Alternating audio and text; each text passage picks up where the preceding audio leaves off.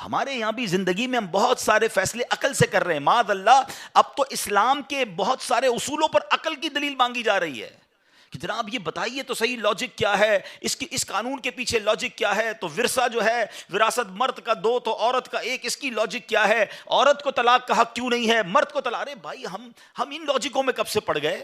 Logic والے لوگ تو کل یہ کہیں گے کہ یار 2 پہاڑوں کے درمیان 7 چکر لگانے سے بہتر ہے کعبے کا طواف کر لو, کعبہ تو اللہ کا گھر ہے, یہ تو پہاڑ ہیں جس کے گرد ہم چل رہے ہیں. لاجک تو یہ کہتی ہے. اچھا جناب مہینہ کے اندر 3 راتیں گزارنے سے بہتر ہے میں 3-4 طواف مزید کعبے کے کر لوں, زیادہ ثواب ملے گا. اچھا حدود حرم کے اندر 1 نیکی 1 لاکھ نیکی کے برابر ہے. شاید آپ میں سے بہت ساروں کو یاد نہیں ہوگا کہ عرفات حدود حرم میں نہیں ہے, حدود حرم کے باہر ہے. لاجک والا تو کوئی بندہ یہ کہہ سکتا ہے کہ یار حدود حرم کے باہر پورا دن گزارنے سے بہتر نہیں ہے کعبے کے سامنے 9 ذوالحجہ گزار لوں تو جناب زیادہ ثواب ملے گا. نہیں میرے پیارے اسلامی بھائیوں, یہ حج کا سفر بہت ایزیلی ایکسپلین کر رہا ہے کہ ہر چیز لاجک سے نہیں ہوگی. اللہ کو اپنے بندوں کی یاد باقی رکھنا, ان کی یاد منانا کتنا پسندیدہ ہے کہ ماں کی یاد میں سعی باقی رکھی, خلیل اللہ کی یاد میں رمی باقی رکھی, حالانکہ آج وہاں شیطان نہیں ہے. نبی پاک نے عرفات میں 9 ذوالحجہ گزارا, سارے حاجیوں کا وہاں جانا ضروری. میرے آقا نے منا کی راتیں منا میں گزاری, ان کی وہاں راتیں گزارنا سنت.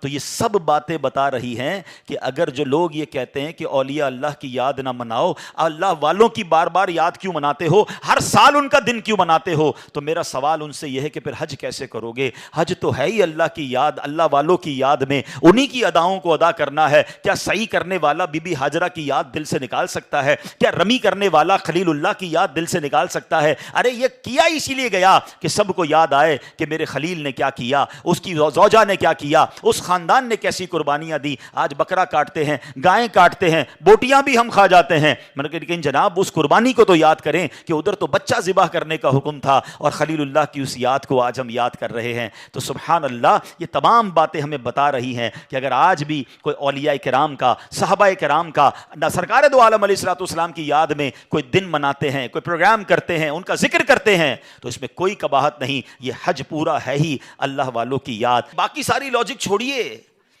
جتنی دنیا میں مسلمان مجھے سن رہے ہیں, اللہ کو دیکھا ہے آپ نے؟ نہیں دیکھا ہے. ہم تو غیب پر ایمان لائے, اللہ ایک ہے. جب اتنی بڑی بات مان لی, ہم نے تو نبی پاک سے ملاقات نہیں کی صلی اللہ تعالیٰ علیہ وسلم, مگر ہمیں معلوم ہے میرے آقا تشریف لائے, آخری نبی ہیں. ہم نے تو جبریل امین کو قرآن لاتے ہوئے نہیں دیکھا. ہم مانتے قرآن رب کا کلام ہے, جبریل امین لائے نبی پاک کے قلب اقدس پر, اور جناب لا ریب کتاب ہے. ہم نے قیامت نہیں دیکھی ہے. ہم مانتے, ہمارا ایمان ہے. ایمان نہ ہو تو ایمان کمپلیٹ نہیں ہوتا کہ قیامت آنے والی ہے.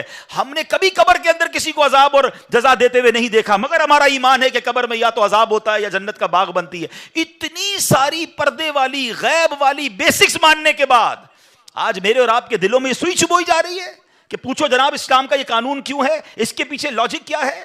یہ سمجھنا ہے میرے نوجوانوں اور میرے بچوں کو کہ ہمیں اپنے ٹریک سے ہٹایا جا رہا ہے. ہم مومن ہیں, ایمان والے, ہم غیب پر ایمان لائے ہیں, اور ہمارا کام لبیک کہنا ہے, ہمارا کام ایمان لانا ہے. آمنت باللہ و ملائکتہ و کتبہ و رسلہ, ہم نے پورا ہمارا فارمیٹ یاد کیا ہوا ہے کہ ہم تو غیب پر ایمان لانے والے ہیں. ہم نے قیامت پر ایمان لائے, ہم نبی پاک پر ایمان لائے, آسمانی کتابوں پر ایمان لائے.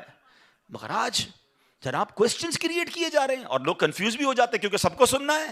سیکھو حضرت ابراہیم سے, آگ کا کام جلانا ہے, آگ بنی جلانے کے لیے, مگر حضرت ابراہیم کا عشق کہتا ہے کہ اگر رب کا حکم اسی میں ہے تو میں اس پہ راضی ہوں. اور پھر آگ نے کام کیا کیا, جلایا نہیں نا. ایک اور شعر سنو, شاعر مشرق نے کیا کمال کی بات کی, اگر آج بھی ہو ابراہیم سا ایمان پیدا. ایکچولی یہی کمی ہے, لیول آف ایمان ڈسٹرب ہو گیا ہے. اگر آج بھی ہو ابراہیم سا ایمان پیدا, آگ کر سکتی ہے انداز گلستان پیدا. آج بھی آگ باغ بنے گی, مگر ایمان تو لاؤ نا. وہ کہتے ہیں نا اگر آج بھی وہ فضائے بدر پیدا کر دی جائے تو آج بھی فرشتوں کی فوج مدد کے لیے آئے گی.